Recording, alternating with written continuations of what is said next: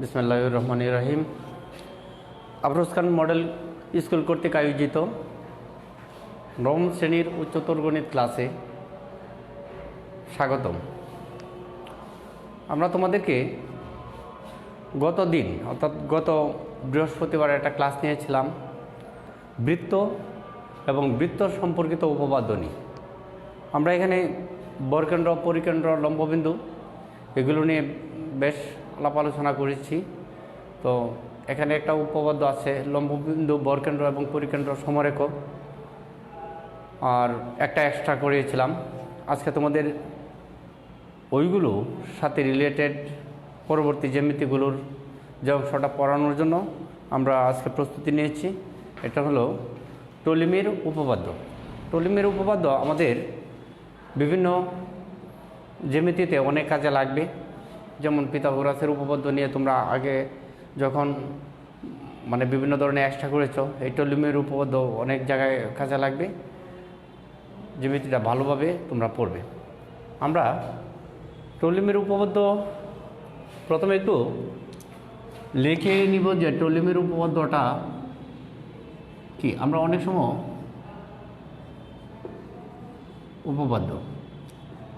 সময় এটাকে শুধু এটাও জন্য 2 নম্বর দিয়ে থাকি, যেটা হলো টলিমির উপপাদ্যটা লিখো। ক নম্বর প্রশ্নের মাঝে যেটা থাকে অনেক সময় তাকে উপর পিথাগোরাসের উপপাদ্য, এবং এই জিনিসটা খুবই একটা ইম্পর্ট্যান্ট জিনিস। টলিমির উপপাদ্য, এই যে তোমরা একটা বৃত্ত দেখছো, আমরা এখান থেকে বৃত্তে অন্তর্লিখিত একটা চতুর্ভুজ অঙ্কন করলাম। যেমন এখানে একটা বিন্দু, এখানে আমরা একটা বৃত্তে অন্তর্লিখিত একটা চতুর্ভুজ দেখতে পারলাম, এ বি সি ডি। এই চতুর্ভুজটি কি বৃত্তে অন্তর্লিখিত, মানে বিন্দুগুলো বৃত্তের পরিধির উপর থাকবে। এটার এডি এবং এসি দুইটি কর্ণ।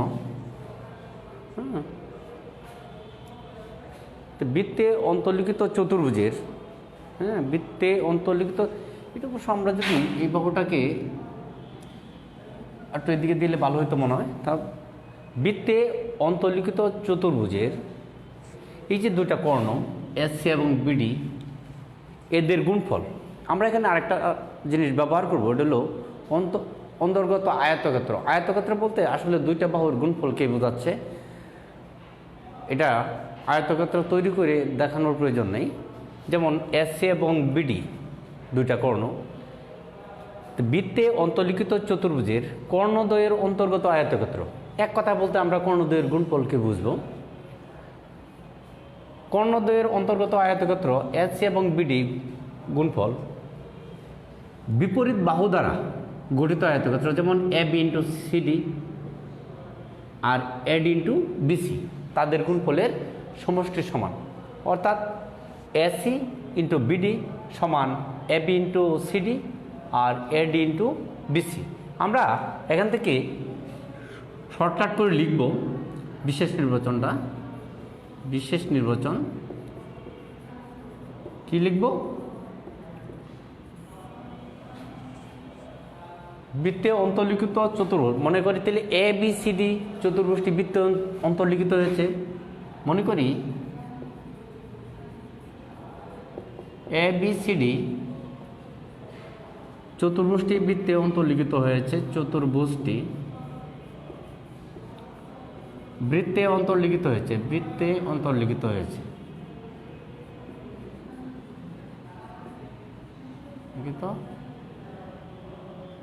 হয়েছে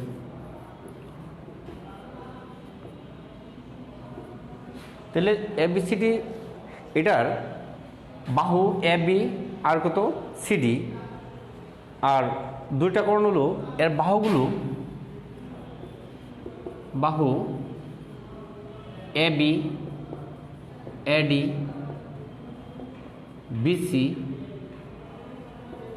এবং সিডি। এসি এবং বিডি দুইটি কর্ণ। তাহলে প্রমাণ করতে হবে যে কি প্রমাণ করবে, এসি ইন্টু বিডি অর্থাৎ কর্ণদ্বয়ের গুণফল বিপরীত বাহু, চতুর্ভুজের বিপরীত বাহু AB into CD plus AD into BC অর্থাৎ বিপরীত বাহুর দ্বারা গঠিত আয়তক্ষেত্রের সমষ্টির সমান। আমাদের এখানে এই জ্যামিতির প্রমাণ করতে অতিরিক্ত আমরা যা কিছু সংযুক্ত করব এটাকে বলা হবে অঙ্কন। তো আমরা এখান থেকে একটু অঙ্কন করব, যে আমরা ধরে নিব যে এই কোণটা কি ছোট আর এই কোণটা বড়, অর্থাৎ বিএসি কোণের সমান করে আমরা এখানে একটা কোণ অঙ্কন করব। ধরে নিব এইটুকু অংশ, নাম দিলাম পি।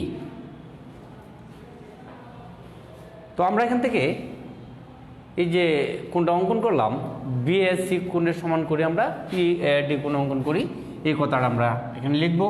অঙ্কন আমাদের লেখার প্রয়োজন নয়, তোমরা এটা কাজটা করে নিবে। কি করলাম, সিআইডি কোণের থেকে বিএসসি কোণের সমান করে পিএডি অংশ কেটে নিই।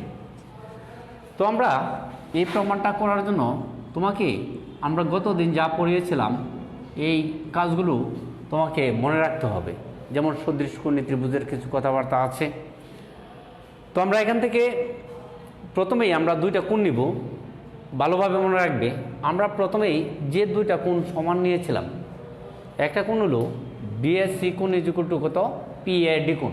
কেন আমরা এটা অঙ্কন করেছিলাম, বিএসসি কোণ ইকুয়াল টু সমান কত, পিএডি কোণ। এটা আমরা কি করছি, অঙ্কন অনুসারে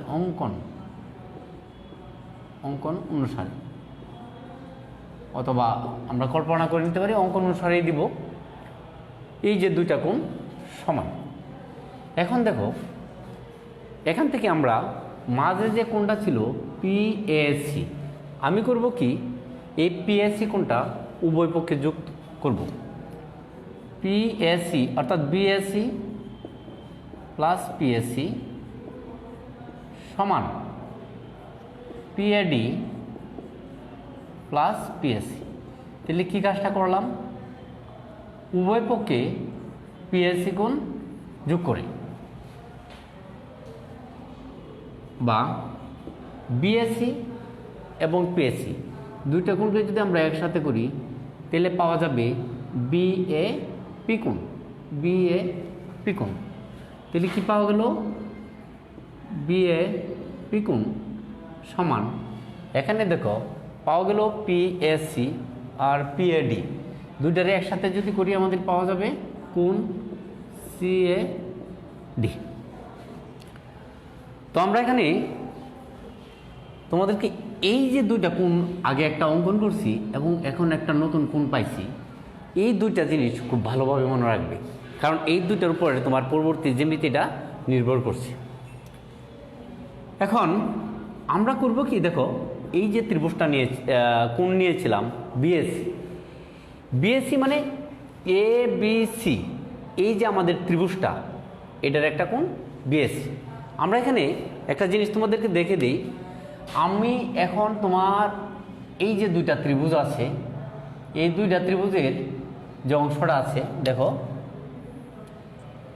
আমরা এর একটা কোণ এখানে অলরেডি পাইছি, যেমন ত্রিভুজ এবিসি এবং ত্রিভুজ এডিপি, এই দুইটা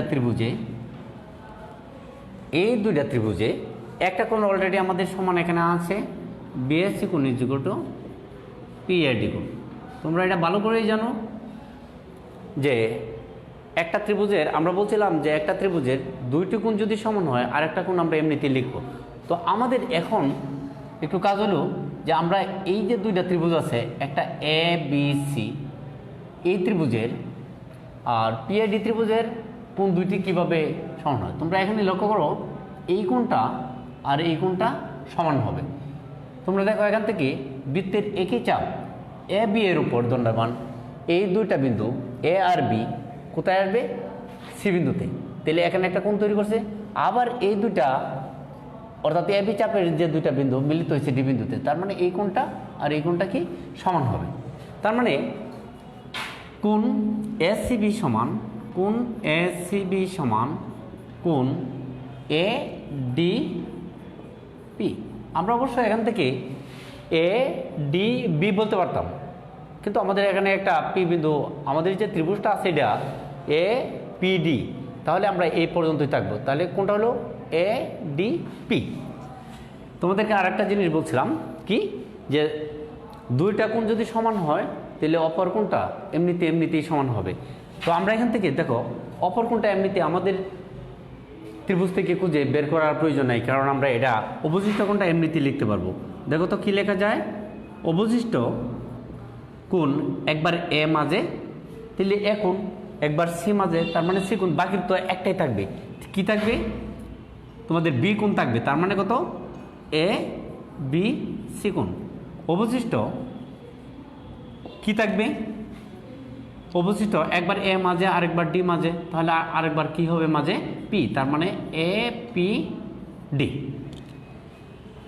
সুতরাং ত্রিভুজ দুইটি সদৃশ কোণী, তাই তারা সদৃশ। সুতরাং ত্রিভুজদ্বয় সদৃশ কোণী, ত্রিভুজদ্বয় সদৃশ কোণী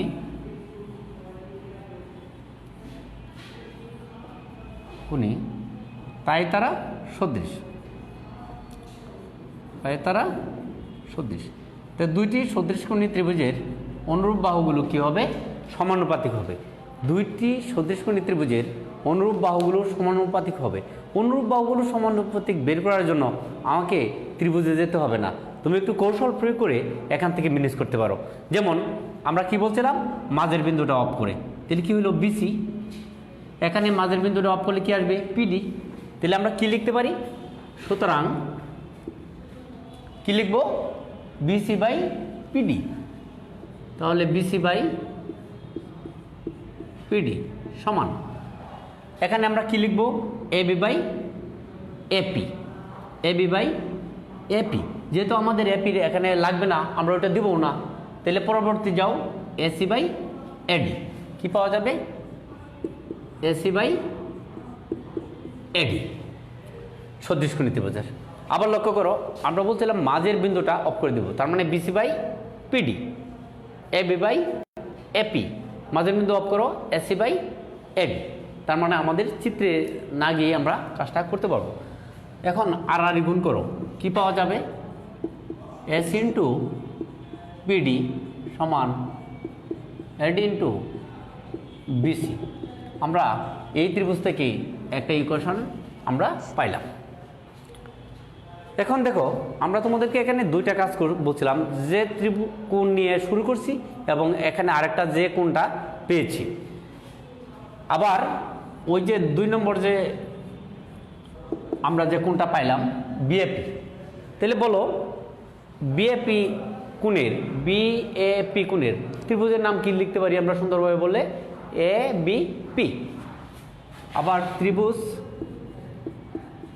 এ বিপি এবং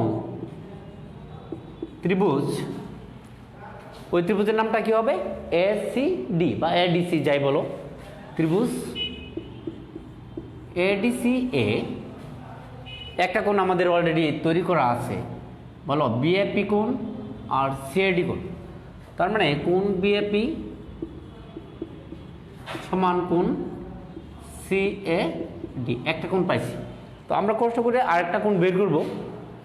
তুমি দেখো এদিকে, আমরা যদি এডি চাপের উপর আমরা এই কাজটা করি, দেখো এডি চাপের উপর এডি চাপ, এই এডি চাপ দুইটা বিন্দু, দুইটা সরলরেখা এই বিন্দুতে মিলিত হয়েছে। দেখো এডি চাপ বি বিন্দুতে মিলিত হয়েছে, তার মানে এই কোণ এবং এডি চাপের দুইটা রেখা সি বিন্দুতে মিলিত হয়েছে। আমরা একটু এটারে মুছে দিলে মনে হয় কাজটা সহজ হবে। তোমরা দেখো এডি চাপ, এই যে এডি চাপ একবার এই বিন্দুতে পরিধির উপর মিলিত হয়েছে, আর একবার এই বিন্দুতে পরিধির উপর মিলিত হয়েছে। তার মানে এই কোণ আর এই কোণটা কি সমান হবে। এক কথায় আমরা বলতে পারি এ বি ডি কোণ সমান এ সি ডি কোণ। কিন্তু আমরা যেহেতু ত্রিভুজটা এ বিপি নিছি, আমরা ওইদিকে যাব না, কি বলবো এ বিপি কোণ। কি লিখবো এ বিপি কোণ কোণ এ সি ডি কোণ। নোটটা হলো একই চাপ এডি এর উপর দণ্ডায়মান বৃত্তস্থ কোণগুলো পরস্পর কি সমান। তো আমরা এখান থেকে আর বাকি কাজগুলো করার জন্য আমরা এই দুইটা কৌশল অর্থাৎ দুইটা সদৃশনী ত্রিভুজ ব্যবহার করে করতে পারবো। তাহলে বলো অবশিষ্ট কৌশলটা কি প্রয়োগ করছিলাম? অবশিষ্ট একবার এ মাঝে, আরেকবার বি বিন্দু মাঝে, আরেকটা পি বিন্দু। অবশিষ্ট হবে এ পি বি সমান অবশিষ্ট কোণ এডিসি। তাহলে আমরা এখান থেকে লিখতে পারবো, সুতরাং ত্রিভুজ দুইটি সদৃশকোণী, ত্রিভুজ দুইটি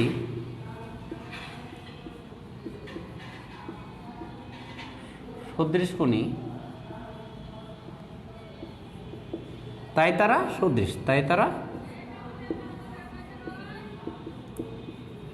তারা সদৃশ। সদৃশ হলে কি করতে হয়? অনুরূপ বাহুগুলো কি হবে? সমানুপাতিক হবে। তাহলে সুতরাং আমরা কি লিখতে পারি?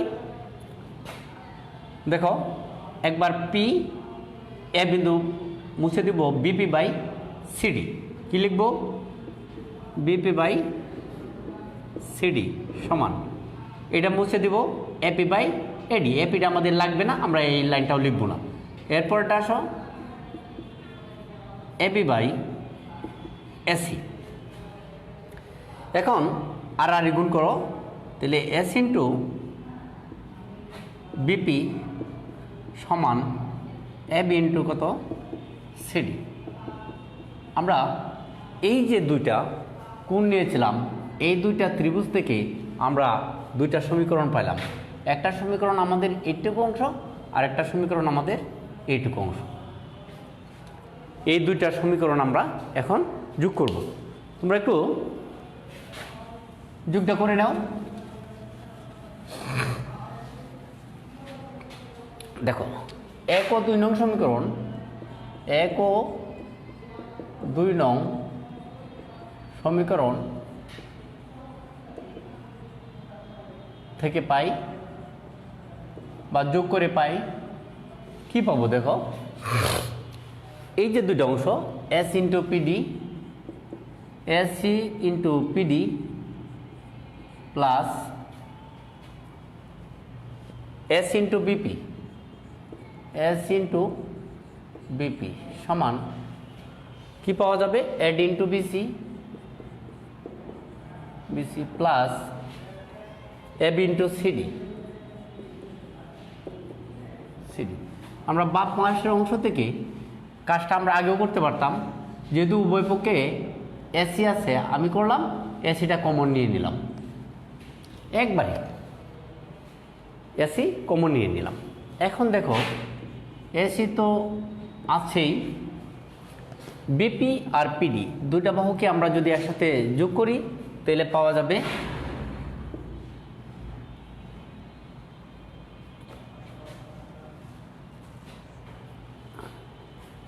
কি পাওয়া যাবে? এস ইন্টু বিপি হবে, এটা বিপি।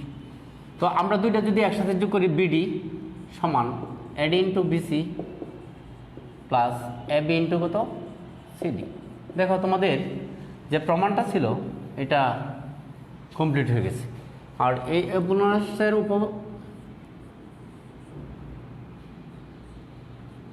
এপোলোনাসের উপপাদ্য, পিথাগোরাসের উপপাদ্য আর টলেমির উপপাদ্যগুলো অনেক প্রয়োজন আমাদের অন্যান্য জ্যামিতি করার জন্য। আশা করি তোমরা এই টলেমির উপপাদ্যটা তোমরা ভালো করে শিখবে। আমরা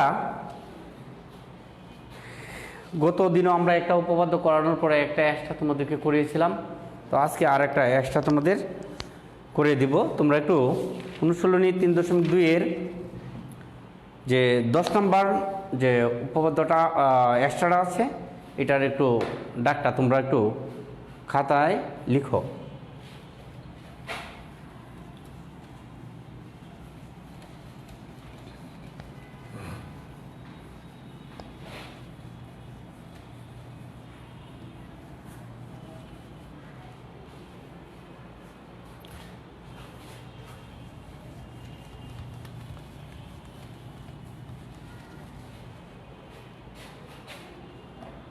এখানে আমাদের অনুশীলনী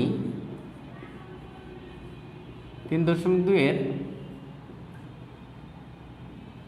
10 নম্বর অনেক ইম্পর্ট্যান্ট একটা এক্সট্রা, তোমরা এটা অবশ্যই করবে। আমরা ডাকটা লিখছি না, তোমরা একটু বই থেকে পড়ো। দেখো এ বি ব্যাসের উপর, যেমন এটা একটা অর্ধবৃত্ত,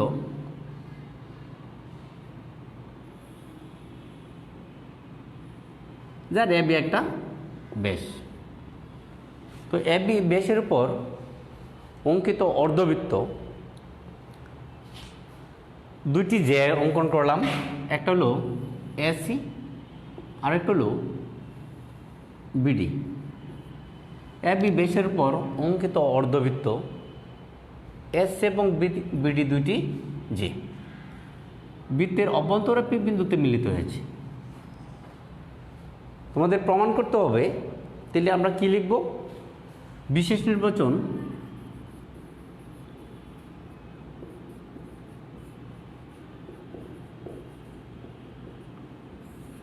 বইয়ের মাঝে যা আছে তাই, এখানে আর বাড়তি কিছু লিখতে হবে না, যেহেতু সব কিছু বিন্দু উল্লেখ করা আছে। তাহলে কি প্রমাণ করতে হবে? করতে হবে যে এ বি স্কোয়ার সমান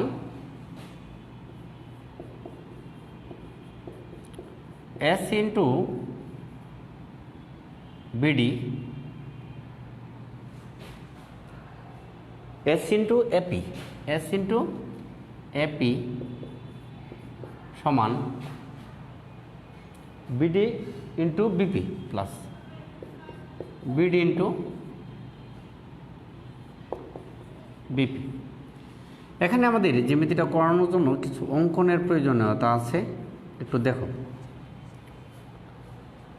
আমরা এখান থেকে এডি যুক্ত করলাম আর বিসি যুক্ত করলাম, আর পি বিন্দু থেকে এটার উপর একটা লম্ব রেখা অঙ্কন করলাম। তো আমরা এখান থেকে এই যে লম্বটা অঙ্কন করলাম, নাম দিলাম পি কিউ। কি লিখলাম?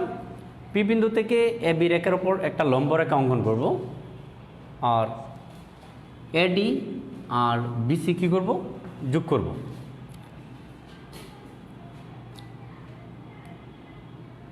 অঙ্কন পি বিন্দু থেকে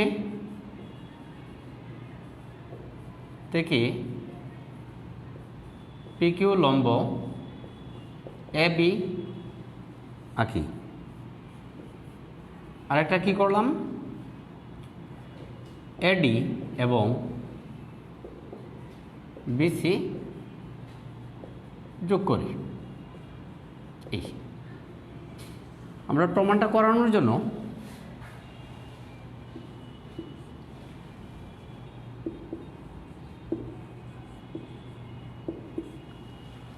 আমরা একটু বোর্ডটারে একটু ছোট করে নিই, কারণ সবগুলো রেখা থাকলে তোমরা ভালোভাবে বুঝতে পারবে না। একটু লক্ষ্য করো, এই কোণটাও এক সমকোণ, এই কোণটা এক সমকোণ। যেমন এ বি ব্যাসের উপর অঙ্কিত অর্ধবৃত্ত, আর অর্ধবৃত্তস্থ কোণ এক সমকোণ, অর্থাৎ এ ডি বি কোণ এক সমকোণ। আর পি বিন্দু থেকে আমরা এ বি রেখার উপর একটা লম্ব রেখা অঙ্কন করছি, তার মানে এটাও এক সমকোণ। তাহলে এটাও এক সমকোণ, এটাও এক সমকোণ। বৃত্তে অন্তর্লিখিত চতুর্ভুজের যে কোনো দুইটি বিপরীত কোণের সমষ্টি দুই সমকোণ। তাহলে আমরা বলবো এই চতুর্ভুজটা বৃত্তস্থ। তোমরা একটু লক্ষ্য করো, এ ডি পি কিউ চতুর্ভুজে, এই চতুর্ভুজে কোণ এ ডি বি কোণ এ ডি পি সমান কোণ এ কিউ পি সমান এক সমকোণ। তার মানে এই কোণ আর এই কোণের সমষ্টি দুই সমকোণ। তার মানে কোণ এডিপি প্লাস কোণ এ কিউ পি সমান কত? দুই সমকোণ। যদি এটা দুই সমকোণ হয়ে থাকে, সুতরাং এ ডি পি কিউ চতুর্ভুজটি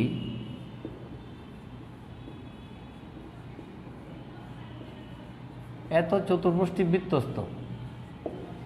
এই চতুর্ভুজটা যদি বৃত্তস্থ হয়ে থাকে তাহলে আমরা একটু তোমাদেরকে এটা দেখাইছি জিনিসটা, আমরা এইটুকু মুছে দিলাম। এই যে চতুর্ভুজটা এই যে এরকম, এই চতুর্ভুজটা বৃত্তস্থ, তাহলে নিঃসন্দেহে আমাদের এইটুকু অংশ দেখো পিডি এবং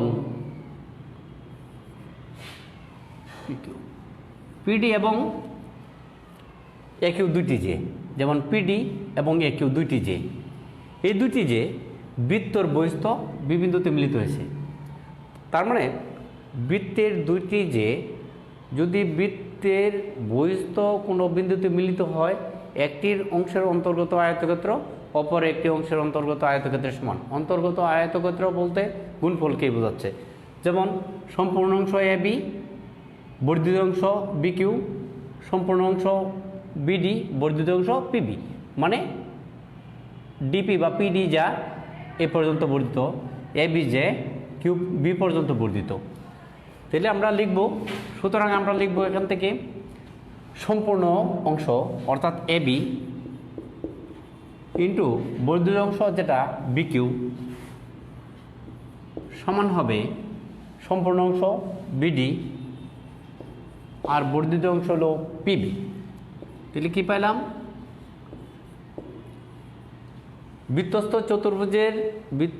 চতুর্ভুজের দুইটি যে বৃত্তের বহিস্থ কোনো বিন্দুতে মিলিত হইলে একটির অংশের অন্তর্গত আয়তক্ষেত্র অপর অংশটির অন্তর্গত আয়তক্ষেত্রের সমান। আমরা এই পাশের যে অংশটা পাইলাম, আমরা যদি চিত্রটাকে এদিকে এরকম একটা বৃত্তস্থ চতুর্ভুজ তৈরি করি, দেখো একইভাবে আমরা এই অংশটা মুছে দিলাম। দেখো এইটুকু অংশ, দেখো এখানেও একটি যে পিসি, এখানেও একটি যে বি কিউ বৃত্তের বহিস্থ এ বিন্দুতে মিলিত হয়েছে। হ্যাঁ, তাহলে বলবো আবার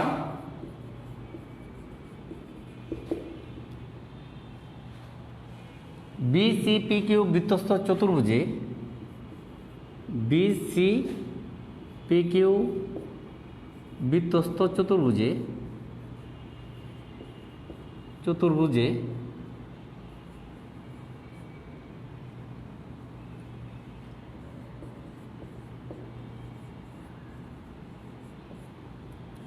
বি কিউ এবং পিসি দুইটি যে বহিস্থ এ বিন্দুতে মিলিত হয়েছে, বহিস্থ এ বিন্দুতে মিলিত হয়েছে।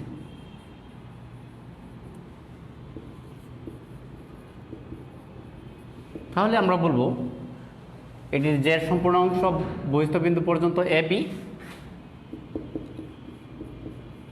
বি ইন্টু বর্ধিত অংশ এ কিউ সমান এস ইন্টু এপি। আমরা এখানে একটা ইকুয়েশন পেলাম, এখানে আরেকটা ইকুয়েশন পেলাম। এই দুইটা ইকুয়েশন আমরা কি করব? যোগ করব।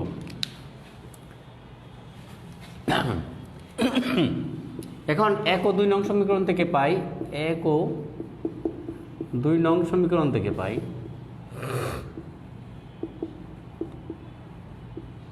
থেকে কি পাবো? আগে অংশের মতো দেখো এই দুইটার মাঝে এ বি মিল আছে, তাহলে এ বিটা আমরা কমন নিলাম, B Q plus A Q সমান BD into PB plus A B into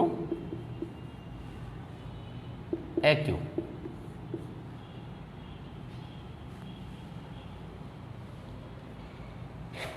A B into A Q আর A B into S into AP ডান দিকের অংশটা। বা তোমরা এখানে দেখো বি কিউ আর এ কিউ দুইটাকে আমরা যদি একসাথে যোগ করি, এ কিউ আর বি কিউ একসাথে যোগ করলে আমাদের কি বিন্দুটা কোন বাহুটা পাওয়া যাবে? এবি। আর ডান দিকে আছে BP into PB plus AC into AP. তো এখান থেকে এবি এবি গুণ করলে এবি স্কোয়ার আর BP into PB plus AC into AP. খুব সুন্দর একটা জ্যামিতি।